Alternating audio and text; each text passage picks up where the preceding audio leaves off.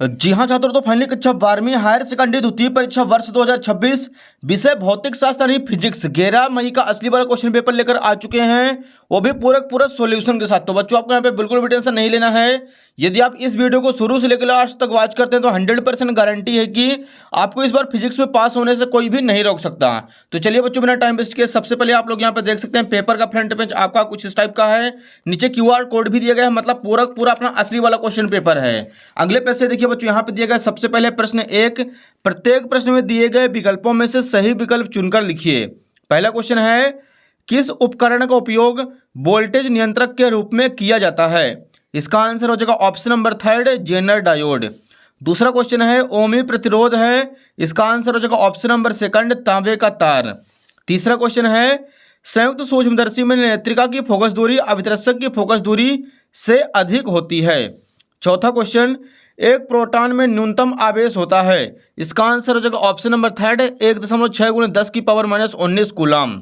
अगला देखिए, पांचवा क्वेश्चन है, किसी कुंडली का स्वप्रेरकत्व निर्भर नहीं करता है, इसका आंसर हो जाएगा ऑप्शन नंबर 2 कुंडली में प्रवाहित धारा पर।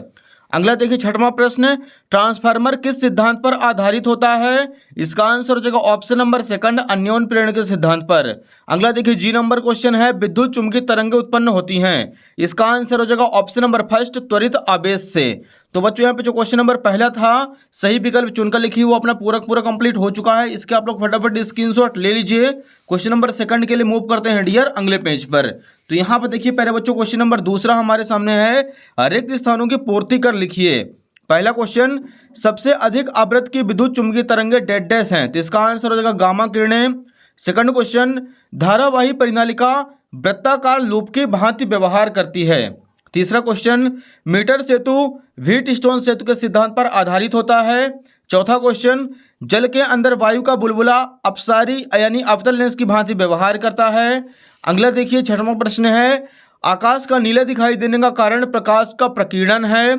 सातवां क्वेश्चन, विद्युत परिपथ में वोल्ट मीटर को सदैव समांतर क्रम में जोड़ते हैं। तो बच्चों यहाँ पे जो क्वेश्चन नंबर 2 था, रिक्त स्थानों की पूर्ति कीजिए, वो भी अपना पूरा कंप्लीट हो चुका है। इसका भी आप लोग फटाफट स्क्रीनशॉट ले लीजिए।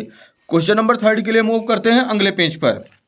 यहाँ पे देखिए तीसरा प्रश्न है, खंड आ और खंड बा को साथ मिलाकर सही जोड़ी बनाइए। एक साइड है खंड आ, दूसरे साइड है खंड बा। पहला नंबर देखिए बच्चों, संयुक्त सूक्ष्मदर्शी की आवर्धन क्षमता, इसका आंसर हो जाएगा option number D -V0/U0 × 1 +D/Fe। Second question है, ब्रूस्टर का नियम, तो इसका आंसर हो जाएगा प्रकाश का ध्रुवण। तीसरा है अवरक्त किरणें, तो विलियम हर्शल ने खोज की थी।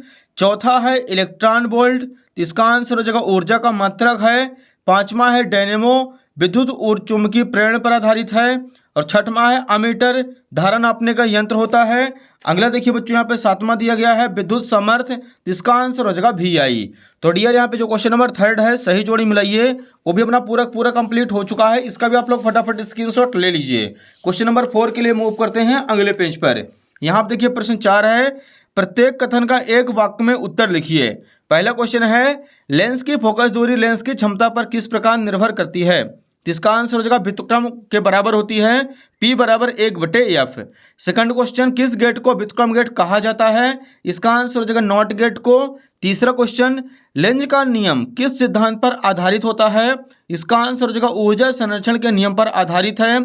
अगला क्वेश्चन देखिए बच्चों, चौथा है, देहली आवृत्ति क्या है? इसका आंसर हो जाएगा कम आवृत्ति के विकिरण से प्रकाश इलेक्ट्रॉन उत्सर्जन नहीं होने देते, इसे देहली आवृत्ति कहते हैं। अगला देखिए पांचवा क्वेश्चन, खगोलीय दूरदर्शी की आवर्धन क्षमता कैसे बढ़ाई जाती है? तो इसका रीजन लिखेंगे, अभिदर्शक की फोकस दूरी बढ़ाकर और नेत्रिका की फोकस दूरी घटाकर। छठवां क्वेश्चन है, कुचालक माध्यम की उपस्थिति का विभव पर क्या प्रभाव पड़ता है? इसका आंसर हो जाएगा विभव घट जाता है। सातवां क्वेश्चन, विस्थापन धारा किस कारण उत्पन्न होती है? इसका आंसर हो जाएगा समय के साथ विद्युत क्षेत्र में परिवर्तन के कारण विस्थापन धारा उत्पन्न होती है। तो बच्चों जो क्वेश्चन नंबर 4 था वो भी अपना पूरा कंप्लीट हो चुका है। इसका भी आप लोग फटाफट स्क्रीनशॉट ले लीजिए। एंड क्वेश्चन नंबर 5 के लिए चलते हैं अगले पेज पर। यहाँ पर देखिए बच्चों अतिलघुत्तरी क्वेश्चन यहाँ से स्टार्ट हो रहे हैं। पांचवा प्रश्न हमारे सामने है, ओम के नियम की कोई दो सीमाएं लिखिए। तो बच्चों यहाँ पे लिखेंगे सबसे पहले उत्तर क्रमांक 5 और इस बॉक्स में पैक कर देंगे ओम के नियम की सीमाएं। पहली सीमा हो जाएगी ओमी प्रतिरोध, जो चालक ओम के नियम का पालन करते हैं उन्हें ओमी चालक कहते हैं, ओमी चालकों के प्रतिरोध को ही ओमी प्रतिरोध कहते हैं। अनओमी प्रतिरोध, जो चालक ओम के नियम का पालन नहीं करते हैं उन्हें अनओमी चालक कहते हैं। अनओमी चालकों के प्रतिरोध को ही अनओमी प्रतिरोध कहते हैं। तो ये हो जाएगा बच्चों क्वेश्चन नंबर 5 कंप्लीट। इसका भी आप लोग फटाफट स्क्रीनशॉट ले लीजिए। अगला क्वेश्चन देखिए बच्चों, 6वां क्वेश्चन है, लॉरेंज बल किसे कहते हैं। तो यहाँ पे लिखना उत्तर क्रमांक 6, लॉरेंज बल। जब कोई बिंदु आवेश Q ऐसे क्षेत्र में जहां विद्युत क्षेत्र और चुंबकीय क्षेत्र दोनों उपस्थित हों गति करता है तो दोनों क्षेत्रों द्वारा आवेश पर आरोपित बल को लॉरेंज बल कहते हैं। तो ये हो जाएगा प्यारे बच्चों उत्तर क्रमांक 6वां कंप्लीट। इसका आप लोग फटाफट स्क्रीनशॉट ले लीजिए। क्वेश्चन नंबर 7 के लिए मूव करते हैं बच्चों अगले पेज पर। यहाँ पे देखिए डियर, क्वेश्चन नंबर 7 है, एक पारदर्शक माध्यम का ध्रुवण कोण 30 डिग्री है तो अपवर्तक कोण का मान ज्ञात कीजिए।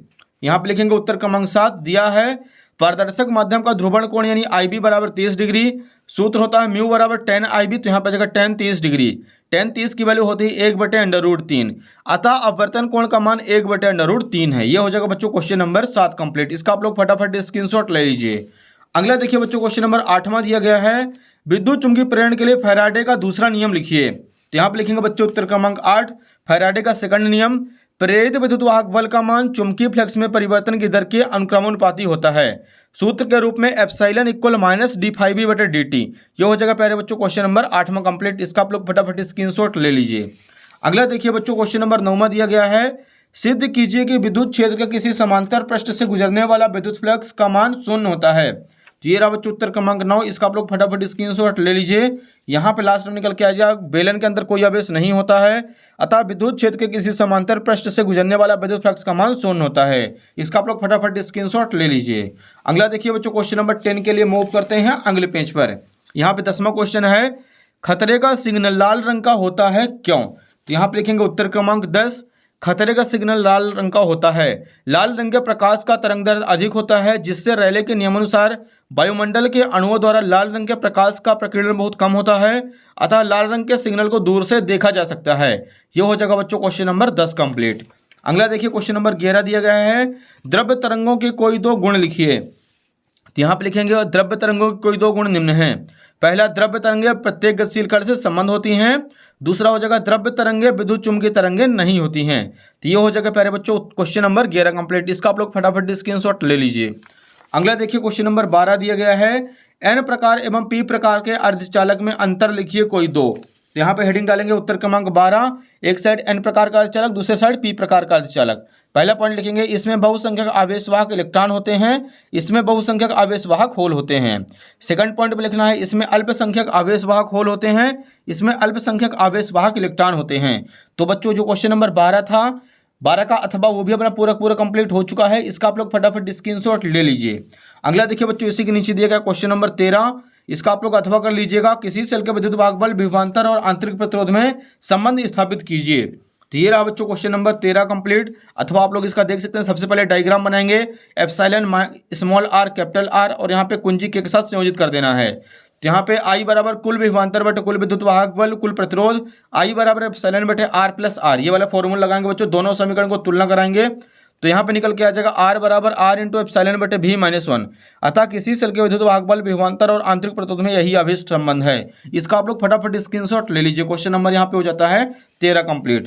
क्वेश्चन नंबर 14 के लिए मूव करते हैं अगले पेज पर। यहाँ पे देखिए प्रश्न 14 है, विद्युत परिपथ की सहायता से विभव मापी का सिद्धांत समझाइए। तो ये रहा बच्चों क्वेश्चन नंबर 14 कंप्लीट, विभव मापी का सिद्धांत। इसका आप लोग फटाफट स्क्रीनशॉट ले लीजिए। लास्ट में निकल के आएगा V इक्वल KL या V प्रोपोर्शनल L, यही विभव मापी का सिद्धांत है। नेक्स्ट देखिए वेरी मोस्ट इंपॉर्टेंट क्वेश्चन, सरल सूक्ष्मदर्शी एवं खगोलीय दूरदर्शी में अंतर लिखिए कोई 3। तो यहाँ पे लिखेंगे उत्तर क्रमांक 15। एक साइड बच्चों आपको हेडिंग डाल देना है सरल सूक्ष्मदर्शी, एक साइड खगोलीय दूरदर्शी। फर्स्ट पॉइंट में लिखेंगे, इसमें एक उत्तल लेंस का प्रयोग किया जाता है, इसमें 2 उत्तल लेंसों का प्रयोग किया जाता है। सेकंड पॉइंट, इसमें लेंस की फोकस दूरी बहुत कम होती है, इसमें अभिदर्शक लेंस की फोकस दूरी ज़्यादा तथा नेत्रिका लेंस की फोकस दूरी कम होती है। तीसरा पॉइंट, इसमें आँख को लेंस के बहुत पास रखना चाहिए, इसमें आँख को नेत्रिका लेंस के पास रखना चाहिए। तो ये हो जाता है बच्चों क्वेश्चन नंबर 15 कंप्लीट। इसका भी आप लोग फटाफट स्क्रीनशॉट ले लीजिए। नेक्स्ट क्वेश्चन नंबर 16 के लिए मूव करते हैं प्यारे बच्चों अगले पेज पर। यहाँ पे देखिए 16 नंबर न्यूमेरिकल क्वेश्चन है बच्चों, इसको भी आप लोगों को अच्छे से समझ लेना है। अपचाई ट्रांसफार्मर में वोल्टेज 11,000 वोल्ट से 440 वोल्ट में परिवर्तित होता है। यदि प्राथमिक कुंडली में फेरों की संख्या 8,000 है तो द्वितीय कुंडली में फेरों की संख्या ज्ञात कीजिए। तो यहाँ पे लिखेंगे उत्तर क्रमांक 11, NP बराबर 8,000, VP बराबर 4,000, NS हमें ज्ञात करना है, VS दिया 440, सूत्र होता है NP बटे NS बराबर VP बटे VS। एक दूसरे के अपॉन में रख देंगे वैल्यू, तो NS बराबर आ जाएगा 320 फेरे। ये हो जाएगा बच्चों क्वेश्चन नंबर 16 कंप्लीट। इसका आप लोग फटाफट स्क्रीनशॉट ले लीजिए। अगला देखिए बच्चों क्वेश्चन नंबर 17 दिया गया है, पीएन संधि डायोड क्या है, डायोड का अग्रमित के रूप में किस प्रकार उपयोग किया जाता है, समझाइए। तो ये आप लोगों से बन जाएगा पीएन संधि डायोड के बारे में।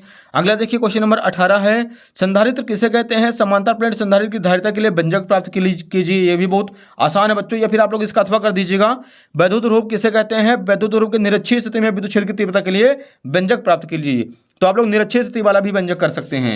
नेक्स्ट देखिए क्वेश्चन नंबर 19 है, एसी जनित्र किसे कहते हैं, प्रत्यावर्ती धारा जनित का रेखा चित्र बनाकर कार्यविधि का वर्णन कीजिए। अथवा दिया गया है एलसीआर परिपथ का वर्णन निम्नलिखित बिंदुओं के आधार पर कीजिए।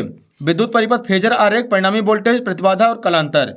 तो बच्चों यहाँ पे अपना पूरा असली जो क्वेश्चन पेपर है वो कंप्लीट हो चुका है। उम्मीद है कि आपको वीडियो पसंद आई होगी। फटाफट वीडियो को लाइक कर दीजिए, चैनल को सब्सक्राइब कर लीजिए, नोटिफिकेशन को ऑल पे प्रेस कर लीजिए, क्योंकि बच्चों आपके बाकी सारे विषय के जो असली क्वेश्चन पेपर हैं इसी यूट्यूब चैनल पर संपूर्ण हल के साथ मिलने वाले हैं। धन्यवाद। वीडियो को ज़्यादा से ज़्यादा शेयर कर दीजिए।